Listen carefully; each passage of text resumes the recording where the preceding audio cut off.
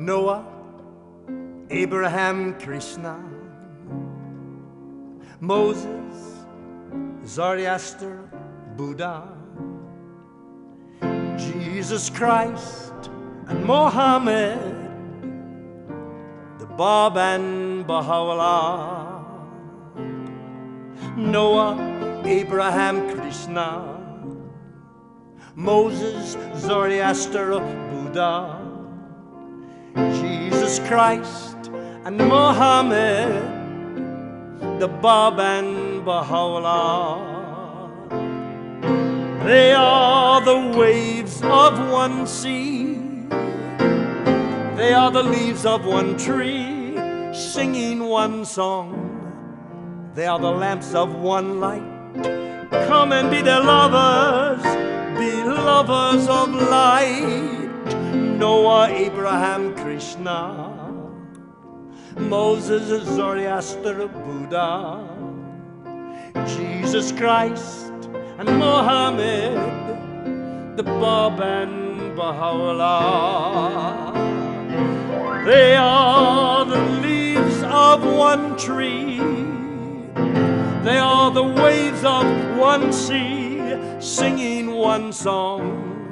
They are the lamps of one light. Come, come, be their lovers of light. Noah, Abraham, Krishna, Moses, Zoroaster, Buddha, Jesus Christ and Mohammed, the Bab and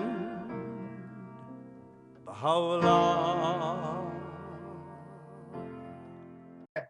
What I'm going to do tonight, I understand that all of you are quite familiar by now with the book Dawnbreaker and the story of Nayriz, the first and second upheaval.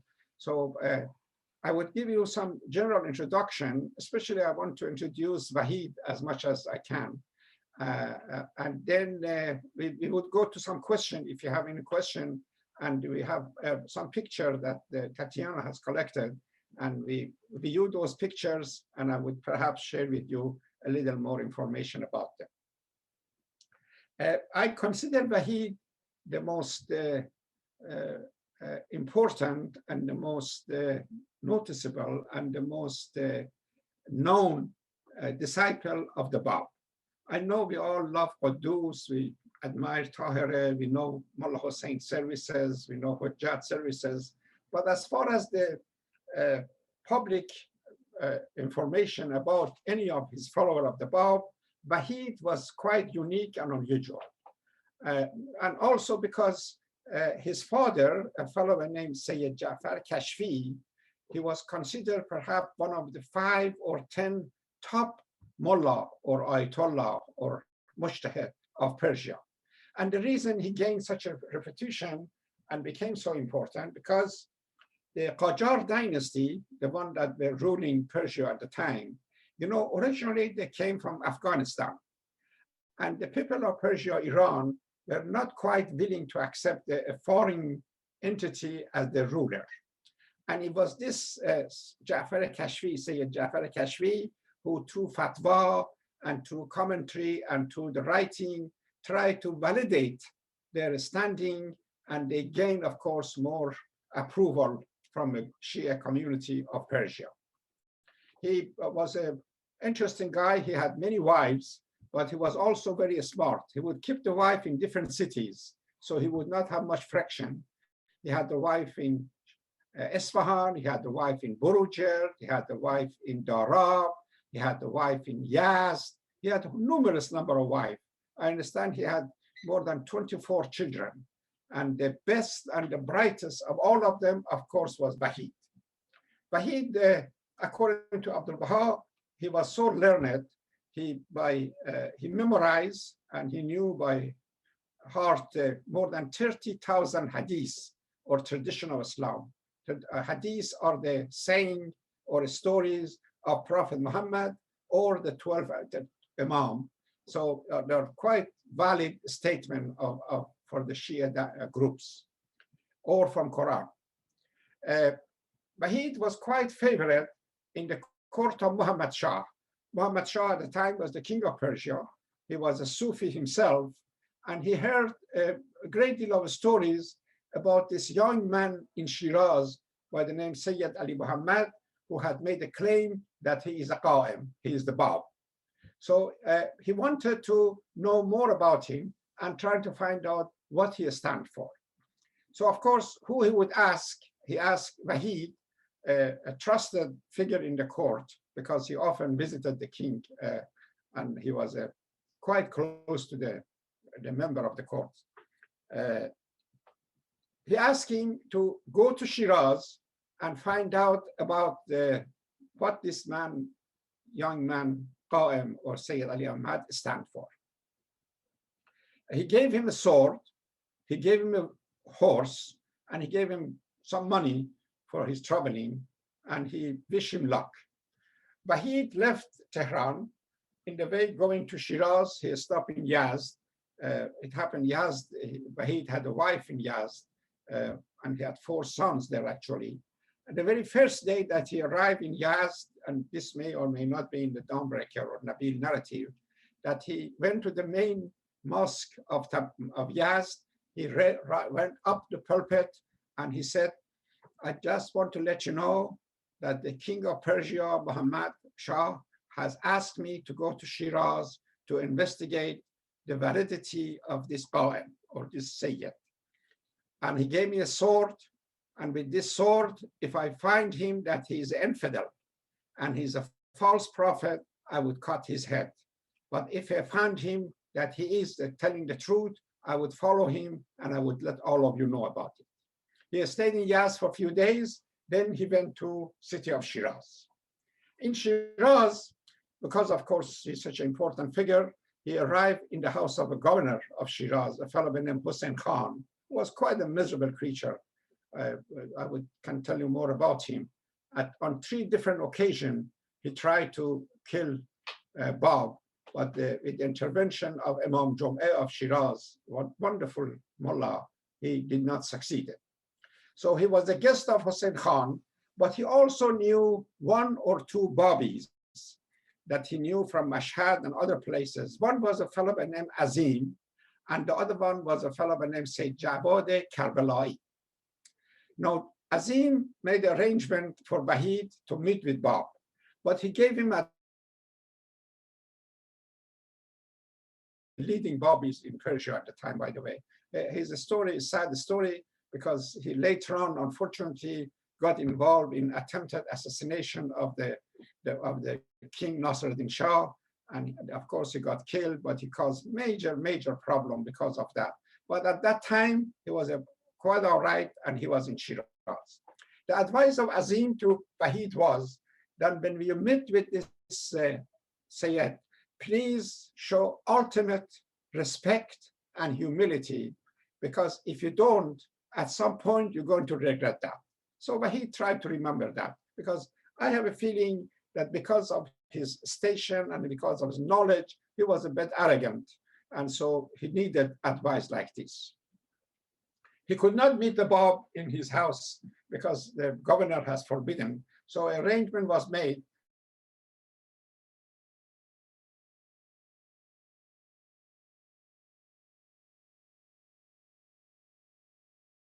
that 3 gatherings or 3 meetings took place between Vahid and the Bab. In the first gathering, of course, Vahid felt much superior. He asked some complicated question about saying of Quran, of Hadith, and this and that. And the meeting lasted about 2 hours. And then he said goodbye and he left quietly. Second meeting was arranged. And in the second meeting, he had a plan to ask a series of questions, complicated question that he always had about certain aspect of Islam. But the amazing thing happened, as soon as he met Bab, it seemed that he forgot all the questions. I don't want to mention this as though it was a miracle. As you know, that we Baha'i, we don't go around and talk about too much about the miracle in that, but something mysterious going on at that time, and know that we have to be accepted and recognize it. So he forgot all the question, but Bob turned to him in the second meeting and he said, Janab Sayyid Yahya Darabi was his name. Vahid was a title he got later, means the peerless one. Then let me explain a few points about the tradition of Islam. And he did that. And Vahid was more and more surprised as Bob was talking. He had such a melodious voice, the movement of his hand, and the way he talked, and the way he shared information. It was quite impressive. Again, the second meeting finished. The third meeting, that was really the one that did the job. In this meeting, Vahid had another plan. He was hoping that he would ask Bob to write a commentary or talk about Surah of Kawthar. Surah of Kawthar is a very short part of Quran. It's only 3 verses. And historian and mullahs and ayatollahs, mujtahid for the last thousands of years, they've all been talking about this. And nobody really has given a definitive and full explanation what are the mystery of these 3 verses. So Vahid was going to ask Bob to do and explain this to him. As a matter of fact, again, he forgot. As soon as he got in, he got so immersed with the beauty of this young man, with the chanting, with the look, with the way they serve tea, and the way the room looked like, that he forgot to ask about the Surah of Kawthar. But again, Bob turned to his uncle and he asked for a paper and pen. And he told Vahid that we are going to write a commentary of Surah of Kawthar for you. They say within 2-3 hours, as Bob was writing, and Bob just had this habit of whispering and saying as he was writing the words. And Vahid was completely enchanted. Different historian has made a mention that few times actually he fainted. And it was Bob, and with the help of his uncle perhaps, that they have to revitalize him. Another historian believed, again, this could be a saying or could have, that he got so enchanted with the words that Bob was saying that he began to dance like a wandering dervish. Remember those, the way they're doing it, whirling dervish. So 250 pages, 2,000 verses was written by Bob in those few hours. And if you want more information about it, fully understand it, good luck. Our good friend, what's his name? Stephen Lambden. Thank you. My goodness. Tatiana, you are good. Stephen Lambden has written a wonderful article about the Surah of Kawthar that you can Google him and find out and get more information about that. So this meeting did the job. Vahid was surrounded completely. He accepted the cause of Bob. And as Bob was leaving the room, he turned to his uncle and he said, Janab Yahya, your Sayyid, would be our guest for next few days, because he has stayed in the house in order to review what Bob has written, not review, but edited and not corrected, to put it in some kind of shape that can be distributed among the population. He has stayed there for 2-3 days, and then actually he stayed in Shiraz for more than 2 months, and then started a journey that lasted from 1846 until 1850, when he moved to Nayriz and he became a martyr.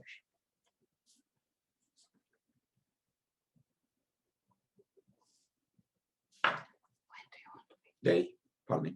When do you want the pictures? No, Again? right, later. Okay. No, if we take these 4 years that Vahid became a Babi and then went to Nayriz, was quite an interesting period in the Babi's world and Babi's time. He traveled extensively all over the country. He gave many lectures in many mosques. He stopped in city of Qazvin, historians say 5 times, and he met the Samandar's family, Farhadi's family. In Tehran, in numerous times, he met Baha'u'llah, Janab Baha, as they called him at that time. And I think some of you probably have heard the story that in one of those occasions that he was in Tehran in the house of Baha'u'llah. And as a matter of fact, Tahir was there also. I think Abdul Baha has mentioned his story. Abdul Baha at that time was 3-4 years old, and he was sitting on the lap of Tahir, and Vahid in the other side of the curtain was lecturing and talking about all different aspects of Babi faith, when Tahir raised her voice, as you know, and told, oh, Vahid or Yahya, time for talk is over, is a time for action and sacrifice. Can you imagine this amazing luminaries like Tahir, Vahid, Janab Baha, and all this, the world they were living. One thing I want to also share with you, there is not much communication was going on really between Bob and the large number of people who have accepted him. Because there was no internet, there was no telephone call, he was in prison here in Maku, Chehri, and other places. So the figure like Baha, Janab Baha, and the figure like Mullah Hussein, Qudus, and Tahir, and Vahid, these were the people who had some understanding of the teaching of the Bab, and they were the one who were really holding the faith together and would continue its progress. And actually, another role that Vahid played in this period, he was helping to communicate between Bab and his family in Shiraz. They made the arrangement. In some occasion, he walked all the way from Qazvin to Maku, where Bab, in the middle of winter, he walked miles and miles, few hundreds of miles, I don't know how many, and to meet his beloved. In other occasion, he was told that a dervish, Mullah Sayyah, I think, has come from Maku after visiting Bab, and he went to see him. And he began to kiss his face and his eyes and his hand. He looked so dirty after a long trip, and kissed his foot and those eyes that has seen the face of the Bab. This was the love that Vahid for that had. He went to Burujer and tell his father actually about that he has become Babi, but his father did not really accept the things, and he just probably mentioned, you keep your faith, I keep my faith. Then around 1850, most of you probably, if you have read the Dawnbreaker by now, and let me tell you something about Dawnbreaker. Most likely you know this. There was no such a thing, a book called Dawnbreaker. It was really the collection of stories and diaries of that Nabil has more or less put together and review it with Baha'u'llah and Abdul Baha, I'm not sure of that. And then Shoghi Effendi took all this material and put it together and called it Dawnbreaker. And then he took a man in Persia, a great scholar within Shakhabari, that translated Dawnbreaker to the Persian language that we call it Tarikh al-Nabil. Otherwise, there is no such a thing as a Nabil's history that you could order it to Amazon if it was alive, or can go to Haifa Research Department and ask for a Nabil's history. There's no such thing. I'll give you an example. One of my ancestors, maybe I should talk to you about him on another occasion, Muhammad Shafi, met Baha'u'llah, and Baha'u'llah asked him, Janab Shafi, at the time that Vahid came to Nayriz, how old were you? Probably he answered, I was 14, 15, 13 years old. And Baha'u'llah asked him again, I make a conversation now. Do you remember the detail of what happened in the Fort Khajeh and what happened to the other occasion on the mountain, 1853? Most likely Shafi said yes. So Baha'u'llah told him, write your diary. And it was good for future historian to have it. He did that. So he wrote his diary. And we know he did that, wrote diary because Nabil in the Dawnbreaker, he mentioned that lots of material that I have in this story of upheaval of Nayriz, especially the second upheaval, is from Shafi's diary. So the historian, his family, myself, and many others been searching for this diary. Eventually, after 150 years, we found it. Quite an interesting story I can share with you some other occasion. So that really was the backbone and was the primary source when I wrote the book of Awakening, me and Hilary Chapman. So what I'm trying to say is that it was really diary of Shafi, diary of many other people, stories that people put together that Nabil has collected in one place and later on became Dawnbreaker that we all enjoy these days. So Vahid came to Nayriz. How much time I have? At least 20 more minutes. Neda John. Yeah, you have another hour, so you're good. Another hour? Yes. God help me. Jesus, I was hoping to give it. Okay. Okay. Thank you, Neda. So Vahid arrived in Nayriz. The very first, before as he was approaching Nayriz, he sent a message. He wrote a letter. Oh, by the way, he had a wife in Nayriz. That's why he came to Nayriz. That's what I want to say. He went to Yazd. There was some crisis and some problem. They attacked his house. They assaulted some of his followers. He left Yazd secretly overnight with 2 of his sons, I think, and then he went toward Nayriz. The message was sent to people of Nayriz that the great Yahya or Vahid is arriving. So a whole bunch of leading Nayrizis, they went and welcomed him from a distance. And they all accepted this. The reason so many people became Babi, let me tell you this. In Islam, there are 2 categories of people. There is one called Mujtahid.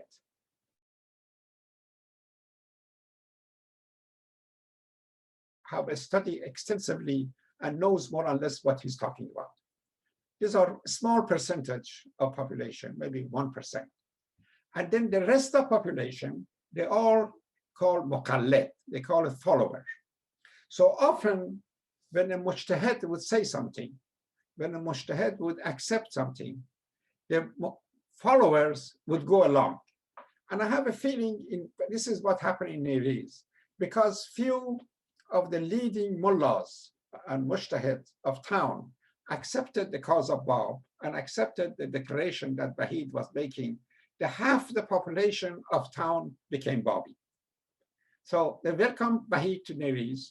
The very first day that he arrived, he went to the famous mosque of Nayriz. That's actually his historical building and mosque. We may have a picture that we'll show you later. It used to be a Zoroastrian temple, but later on, when the Muslims, Arabs attacked Persia, they converted that temple to a mosque. So that shows at least this mosque was 1600 years old. So Vahid climbed up the pulpit and he declared, and he said that a new manifestation has appeared. Qa'im is here. I have accepted him. I have conveyed to the King Muhammad Shah that he is the valid person. And I'm telling you no, but I also want to let you know that if you follow me and if you become a Babi, you're going to have a great deal of hardship and a great deal of trouble ahead of you. The people said, no problem, we love you. We know that whatever you say is the truth. So that's how half the people of town became Babi. The governor of Nayriz, a fellow named Zain Abdul Khan, very jealous man, a very awful person. He realized that this movement and coming of Vahid to Nayriz is going to undermine his position and his stations. He sent a message to Vahid that he should leave town. Of course, Vahid said, I have a wife here, I have family here, I mean no harm to anybody, and I'm going to stay. So friction started. The governor began to collect different army from different villages, surrounding places, hundreds of them. And next thing you know, they start to attack the neighborhood that where most Babis used to live. It's called Mahalle Chanar Shahi or Bahalle. You know, Nayriz, we may have a map I can share with you, has 2 areas. There is Bazaar, which is the commercial section of town. That's where the Muslim community was living and governor had his house and all that. And then there was Mahalle that Babis were living. And it's happened actually in the map I will show you, right between the two sections was our house, that I recall exactly how it looks and where it was. The soldiers of the governor began to attack the Mahalla's neighborhood by shooting and attacking. And one of the very first one who got wounded and got shot was one of my ancestors by the name Mullah Abdul Hussein, and that's in Dawnbreaker. He was on the roof of his house, he was praying, and they shot him. And even though Vahid referred to him as the first martyr of Nayriz, but he was not died in that occasion. They killed him on later date. Vahid realized that the things are getting quite serious and more attack is taking place. So he and a group of his followers, I think 70 or 72 of them to start with, they went to a fort outside the city called Fort Khajeh. And they repaired the walls and they prepared themselves to defend themselves. Soon, thousands of soldiers and opposition forces surrounded the fort. Major battle took place. And you have to remember, these two groups were facing each other. There were a small number of committed, dedicated Babis who were willing to give their life for their idea and for what they stand for and their belief. And then there were thousands of soldiers who were hired for a very small amount of money, or who were forced to join the army.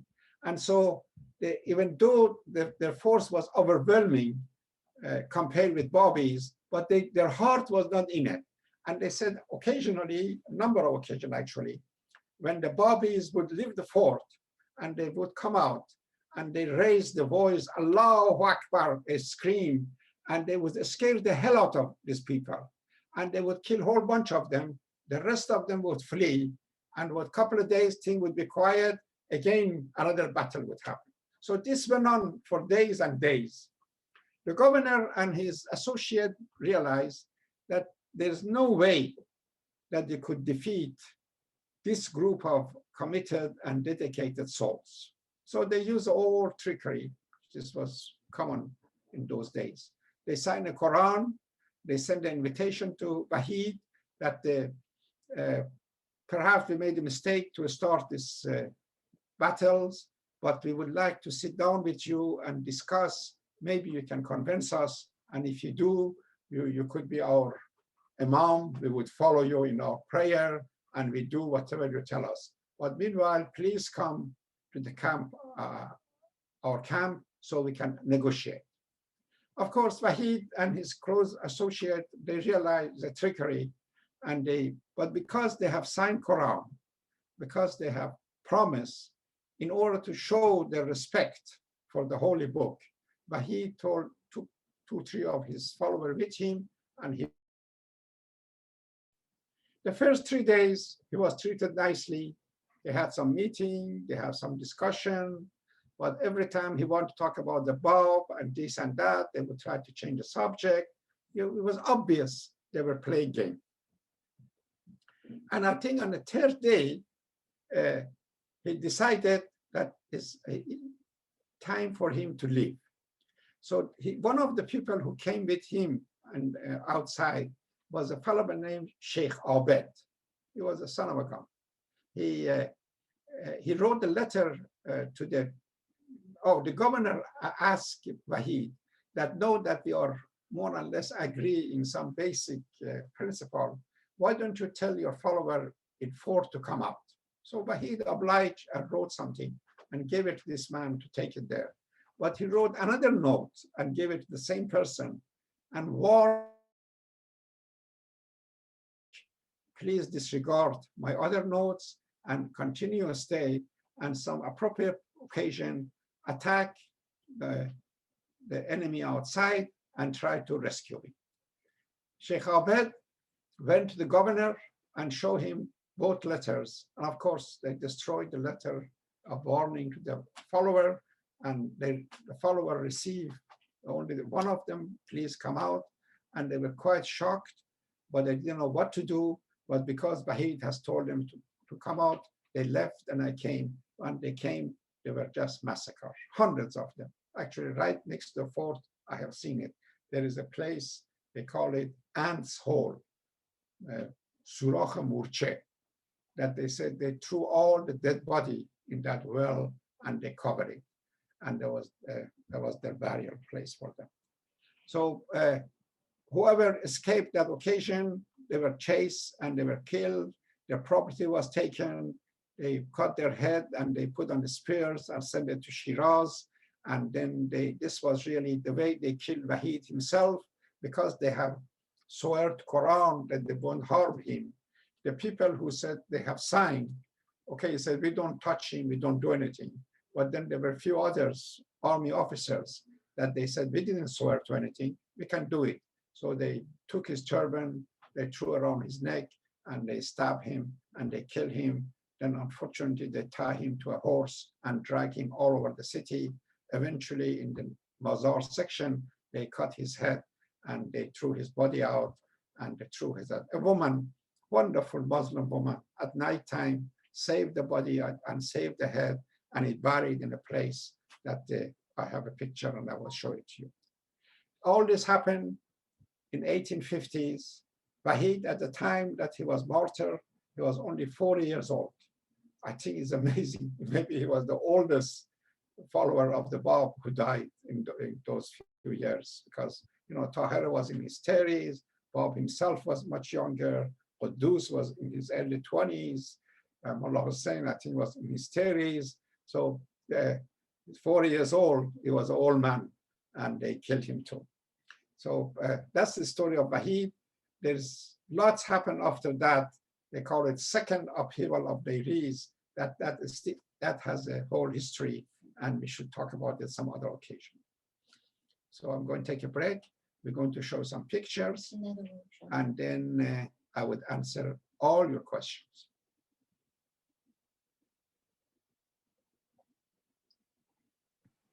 This man was a terrible person. He was the prime minister during Muhammad Shah. His name was Haji Mirza Abbasi. He was sort of a Sufi himself. That's why he and Muhammad Shah get along. The other night that I was making presentation for my Persian friend in some other program, I referred to him as a Rasputin of Persia. Remember, during the end of the Tsar dynasty, there was this religious figure, a priest, who did horrible thing in Russia. This man had done the same thing, and he was the one who prevented Muhammad Shah to meet Bab, because he was quite anxious to meet Bab. He was very afraid that Muhammad Shah may become Babi and even undermine his position. Later on, he became in disgrace. He escaped capital, and he went to, I think, his tribe, the Turkish tribe, on northern part of Persia, and he died there. This is Haji Mirza Abbasi. Next. This is the place that the Bab and Vahid, they met the three occasions, the house, and I think next to it probably. This may not be exactly the location, but it's right there. They destroy all these things, shame on them. It's such a beautiful house it was. There's two figures. On the one is sitting is Muhammad Shah, the one that sent Vahid to investigate the cause of Bab, and the one on the right is Hussein Khan, the governor of Shiraz, that the Vahid stayed in his house, and he was not a nice guy. I don't like him. This was the mosque of Yazd. I mentioned before, Vahid goes to Nayriz. He appeared in a mosque and gave a major presentation. I'm sure in a number of occasions, Vahid has been in this mosque. It's a beautiful mosque. Oh, this is the extent of that Surah of Kawthar. That's very short, few lines, and that the Bab wrote the commentary for Vahid. And the picture on the left, I think, is the prison house of Baku, that Bab was imprisoned there. And Vahid, as I mentioned, he walked from Qazvin to Baku to visit his beloved. And this is the Mosque of Nayriz, Masjid Jum'eh. The mosque that I told you used to be a Zoroastrian temple is a very architect of that. I was told that the number of European, when they come, tourists, when they come to Persia, one of the places that they like to go visit is Nayriz because of this mosque. The way that they build it is rather interesting, the huge hall and how they arrange the ceiling so high and it's so solid and all that, and minarat and all that. I don't know the extent of the intricacy of the architects, but if you want, most likely in Google is the story how. Where is this one? Oh, this is also a part of the Makur prison. And this is the pulpit in that mosque that in Nayriz, that the Vahid on his first day of arrival in town, he climbed up and gave the message to the population. They said hundreds and thousands of people were there on that occasion. This is the house of Vahid. Still exists, that house. Of course, they took it away. And this is a drawing of the house. It's a map of Nayriz that a dear friend has done it for us just by explaining to him how the different places was. Right, they have a two different section. At the one I think on the left is Bazaar, and the one on the right is Mahalle, is the Babi's area.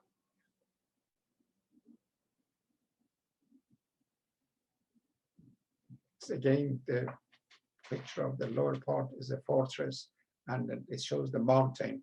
I wish I had time, I could tell you more about the second upheaval that took place on the mountain, but it's a long story and I don't want to cut it short. Actually, the second upheaval of Nayriz that happened in 1853, according to Shoghi Effendi, it was the bloodiest episode that happened during dispensation of the Bab. Many, many men were killed. 600-700 men, women, and children and old people were taken as a capture, and they were as a slave. They moved them from town to town, and there are stories. Read the Dawnbreak. You know, it's nothing down. Read the Awakening. The full story is there. Or maybe if Nado invite me again, I will talk about the second upheaval. This is a more modern picture of Ahdieh that you see. Some friend of ours went there recently, maybe 10 years ago, and took lots of pictures. They destroyed the fort after the Vahid incident, first upheaval. But these pictures are sort of, all of it was sent to Haifa, and hopefully in future we would build it. This tree was planted actually by Vahid, and they still exist there, and it's considered a holy tree. When you want to, Persian are, like most people, are really superstitious. So they go over there and they bake the tree or bake because they know it was a holy man who planted this. If you're looking for a husband, if you're sick, if you want something from God, you think if you go over there and leave a note for him in this tree or tell this tree, your wish would come true. The picture on the left is the room of the Vahid in Fort Ahdieh, and this is where this mighty man stayed with those months. This is where they have buried his body and his head. His head was cut. So this wonderful Muslim woman found the head and buried with his next to his body is a Muslim shrine. So they haven't touched it. So thanks God. So we know that in future, I'm sure this would be a place for pilgrims. These are the southern mountain of Nayriz, where the second upheaval took place, and hundreds of Babi gave their life in that occasion. During the second upheaval, many men and women were at the end were hiding in the caves, and they were in danger of dying. And some, I'm not quite 100% sure of this, but they said in one of those occasions, in this particular cave, there were 40 children and women were hiding. And what they did, they closed the entrance to the cave and put the place on fire. And all of them suffocated and they died in that cave. And these are some of the notes that those poor people were writing on the stones on the cave. It's a very quite interesting picture. That is the book that we have written. It was in English. And thank you. Who said thank you? Thank you, Nada. Where did the thank you come from? It was wonderful. Okay, Nada John, any question? As long as we focus on Vahid and Nayriz. I mean, we can talk about other things too, but let's try to focus. And I would love to answer any question you may have. By the way, you look beautiful. Well, thank you. You do too. So, so friends, if you have any questions, please again use the raise your hand feature or put something in the chat. And definitely, Dr. Ahdieh, we would love to have you return for the second part of the Nayriz Upheaval. I will. That's what you said last time. Yeah. Okay.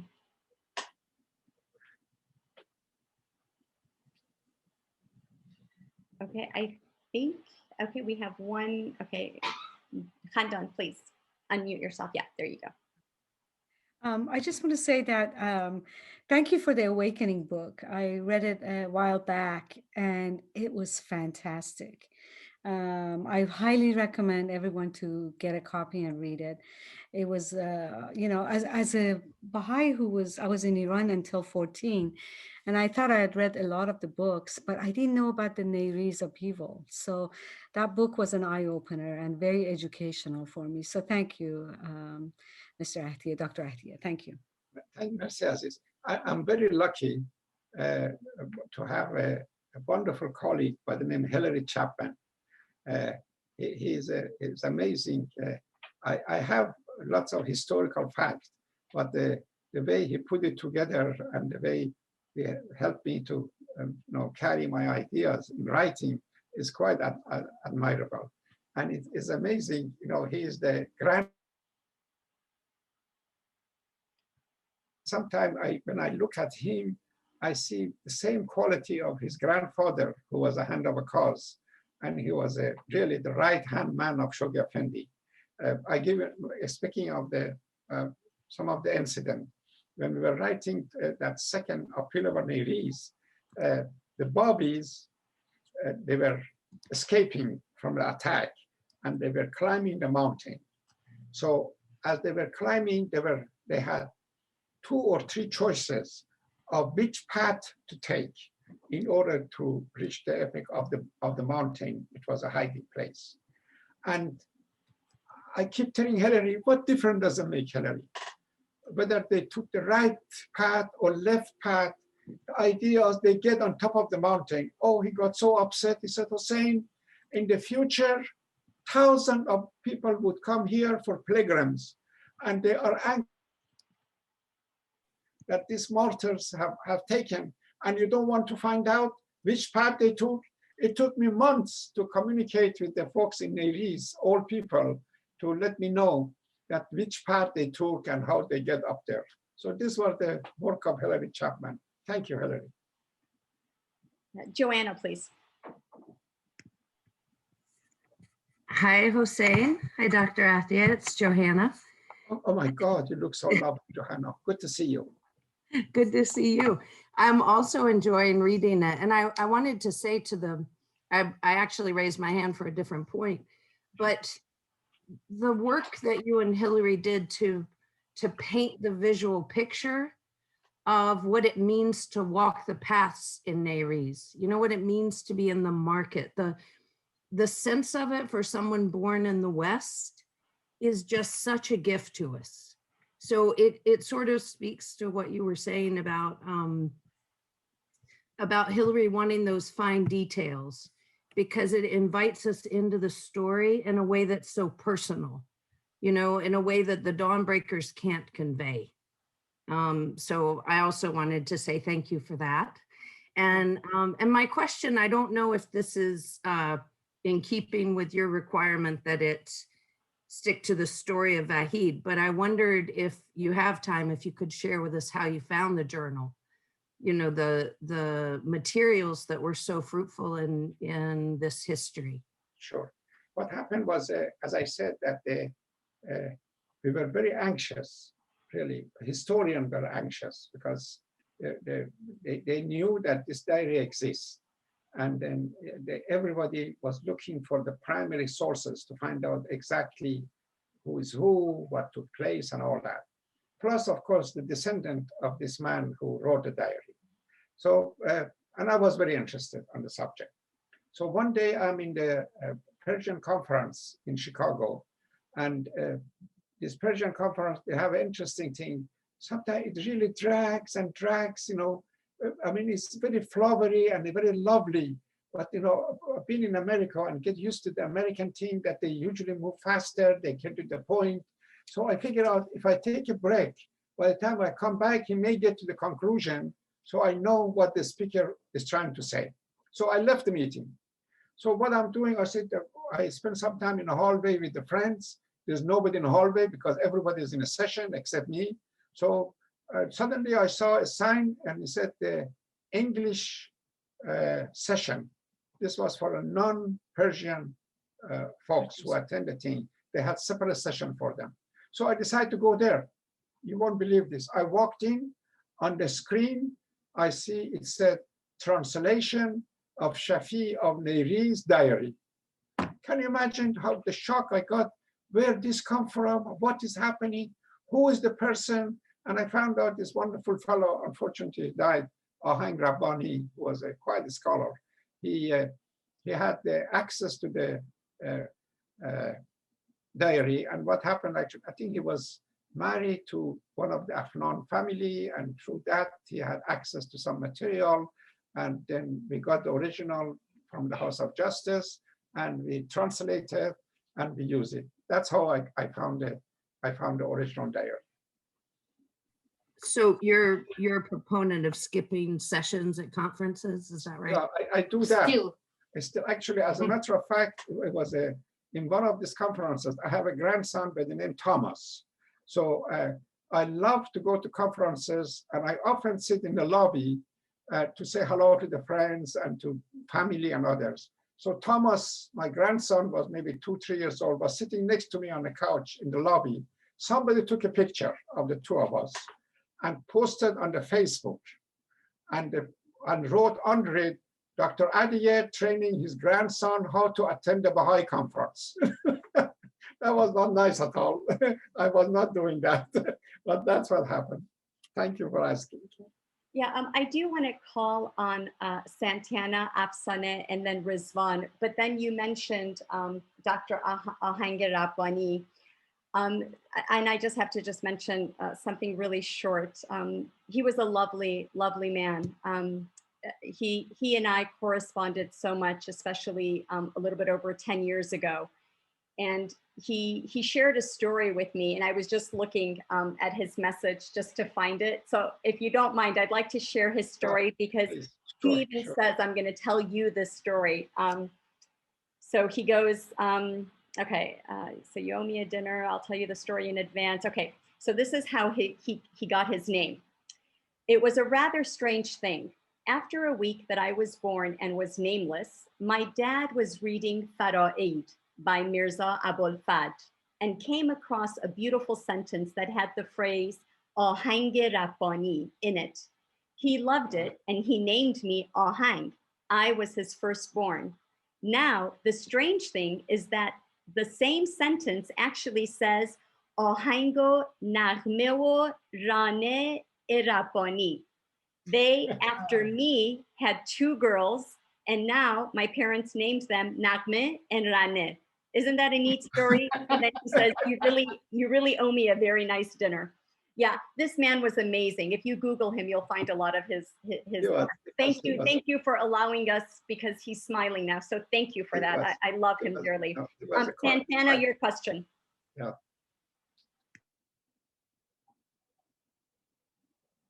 Santana, if you can hear me, unmute yourself, please.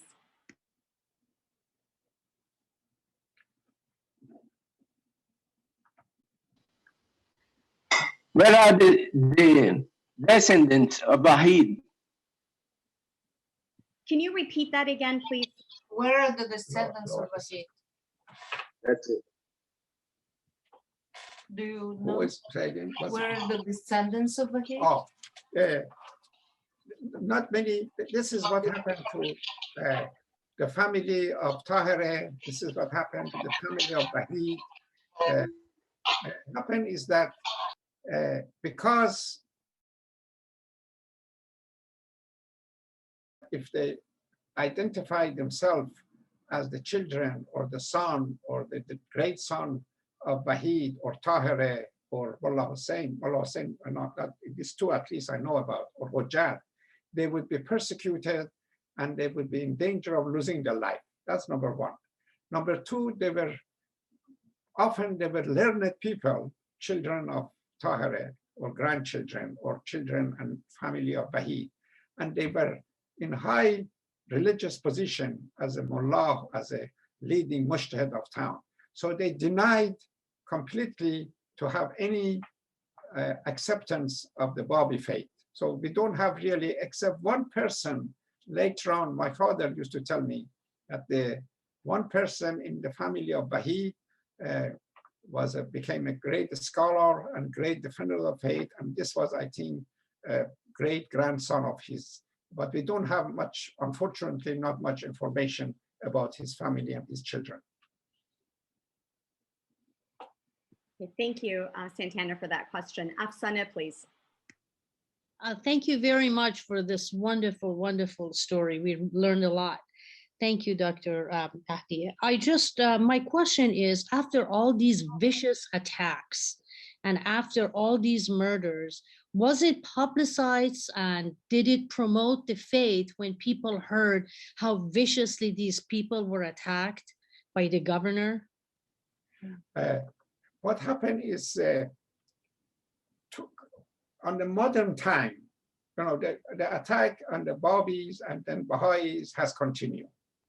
I have written about this actually, a couple of articles, that this attack on the Babis and forcing the families eventually to exodus and leave Nayriz, because Nayriz was a rise again, and there were thousands of Baha'is in Nayriz up to about 60, 70 years ago. And eventually they were persecuted and they left. Many of them, after leaving Nayriz, they went to the big cities, and from there they went overseas. At this point, I have traced, and they've been in touch with me, the descendant of those Nayrizis, Babis and Baha'is. They are in every corner of the globe. They are some of the richest Baha'is in Arabia and Gulf countries who are contributing substantially to the Baha'i fund. They are in South America, they are in Australia. So some of these clergies in Persia, they think by kicking these Babis and Baha'is out of town, or by killing one or two of them, they're going to destroy this faith. They don't realize that this faith is going to expand, and these children of these people would go other places, and they would help the progress of the faith. Unfortunately, again, what happened in Persia, and this is the really sad part, not only average people in Persia did not recognize, majority, 90, 95% of them, the Babi and Baha'i faith. Even the intellectual and the learned one, up to recently, they all come with this nonsense that the Babi and Baha'i faith was a product of either Russian or British, and then lately they said Israelis or American Secret Service, and we are all spies. So this, but nowadays, of course, they begin to realize that we are getting so much sympathy and so much support from the same people that until recently they thought we are a product of Israeli Secret Service, that they know that is not true. I hope that answered your question. Yes, thank you very much. Sure, dear, sure. Thank you. Rizwan, please. Hi, Hussein. How are you? Thank you for nice to see you. good to see you. Wonderful. Hi, Tatiana. Hi there, where are you? I am here. No. Oh my God, you remind me of my Good to see you both.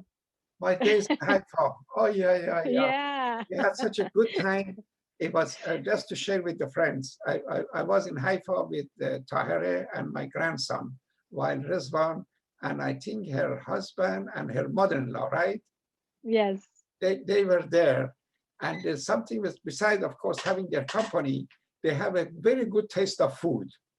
So it's so funny that whenever we go, I knew if I sit close to them, when they open their boxes of lunch or dinner, they have lots of delicious items. So I remember those. Wow, God bless you, Svanjan. I often It was think, good to see you. Good Good to to see you. sure. My question, Hussein, is when Mohammed Shah received the message back from Vahid that the Bab was in fact the promised one, what was his reaction after that? The difficulty with we don't know really, because there was no, don't know. There was one person in the court who was the what was his name? Well, it doesn't matter. He was a very important person, and I think whenever Vahid would come to Tehran and wanted to meet the Shah, came Bobby actually, and he was very big shot in the Muhammad Shah's court. So we know that the Muhammad Shah got the message. The Vahid has become Bobby and has accepted Bab. But what was his reaction? We really don't know at least. And the trouble was this with this Prime Minister Haj Mirza Aghasi. He was constantly trying to make sure that the Muhammad Shah stay in dark as far as the, and especially when he was told that the governor of Isfahan, Manucher Khan, has probably you have read the story after Bab went to Isfahan, stayed there, and the governor became very fond of him. After Prime Minister found out the governor of Isfahan has become either a Babi or very close to Bab, he got even more frightened that if any chance Muhammad Shah met with the become Babi, and that's why he prevented and sent instead, because Bab was in his way to Tehran when the direction was changed and he was sent to Baku instead. Thank you. Sure, dear.